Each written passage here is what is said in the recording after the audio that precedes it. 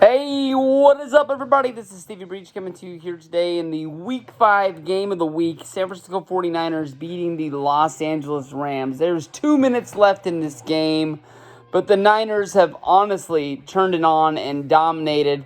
You could say that the first half of this football game was fought back and forth.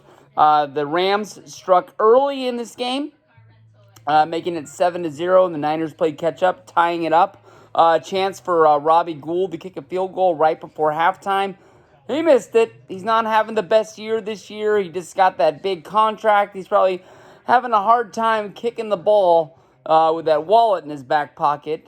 He put up a fight trying to get out of San Francisco, and ended up when San Francisco ponied up and gave him the contract, he decided he liked being here. So hopefully he can live up to that contract and keep going. But third quarter, the Niners came out of halftime, and basically, I don't know if it was a halftime speech, if they looked at some film, if some captain stood up and basically said, this is what they're doing on offense, this is what they're doing on defense, these are the adjustments we need to make. They came out, and the third quarter and fourth were dominated by the San Francisco 49ers. We showed that we are a better football team than the Los Angeles Rams. They're no slouches. They're 3-3. They're going to find a way to. Still a chance you can win the West. Still a chance you could become a wild card team. I wouldn't count the Rams out for anything.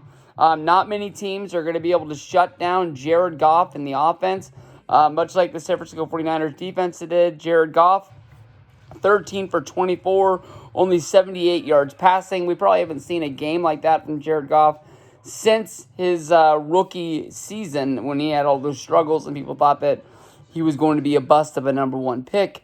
The Rams, Malcolm Brown and Darrell Henderson carried a bunch of the carries out of the backfield. They were not able to make up for Gurley, and combining for 17 carries for just under 80 yards. That you're going to need to be able to run the football better against the San Francisco 49ers if you're going to be setting up your offense to have a good day. But the 49ers defense, these guys just keep getting better and better. We do have to mention Richard Sherman going down in the third quarter. It looked like he had some sort of an arm injury. I never got an update, but he honestly got up off the field and he walked right into the tunnel, into the locker room. The Niners had the lead. I'm sure if they needed him to come back, if he could have, he would have. But it's not a good sign that he never showed up on the sideline once that injury happened later on in the game. My first thought, honestly, the way that he was holding his shoulder or his arm, I thought maybe he broke it. But I'm not 100% sure. We'll have to get an update, and we'll see where we go from there.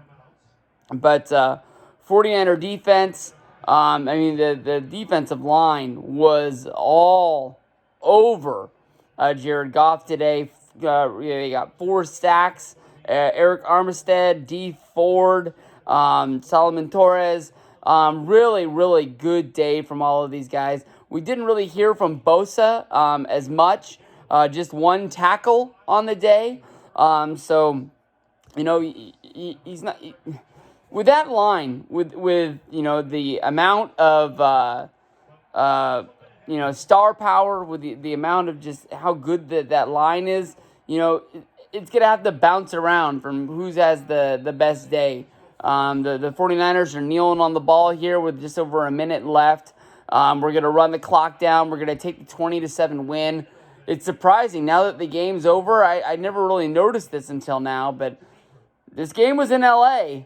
There is a lot of red and gold in those stands. Almost exclusively behind the Niners bench, that whole section is all... It basically looks like a high school football game where, the 2 high schools sit on opposing sides, because it looks like nothing but 49er jerseys. I'm sure the Rams fans... Oh, Sherman is on the sideline. Hopefully he's going to be okay. He doesn't have anything taped up. He doesn't have anything like that, so maybe he just need to come back. But the 49ers get the win. Really good day all around. Devin Coleman, 18 carries, 45 yards. Beretta, 13 carries for 36 yards.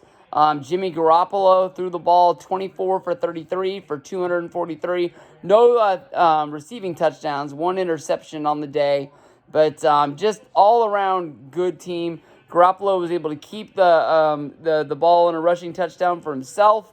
You don't really see him do that often, so put the cherry on top. 20-7, Niners win. Next week we got the loser of the Tank Bowl. We're going to be playing the Redskins. After that, we got a tough game against the Panthers. And then we have, the Cardinals. And then week 10, I want to say that this is a game that I have circled on my schedule. Of course, the Panthers is going to be a tough game. The Seahawks. I don't really know what happened in that game. I did put a little text into little Alex out there to basically see what swung that game. All I know is that when I came home, I saw a lot of Browns videos of Browns fans just being pissed, throwing things at the officials, making, basically saying that the refs took that game away from them. I'm probably going to have to listen to the Lebertard show tomorrow on the local hour with Michael Ryan talking about, basically what happened. Hopefully I can see some updates on the NBC wrap up, but we'll see what goes on with that. 20-7, Niners get the win. Week 10, Seahawks game. Don't want to look too far ahead. Redskins could be a surprise. They got a new coach. Doesn't look like they're going to be changing the offense that much with Callahan.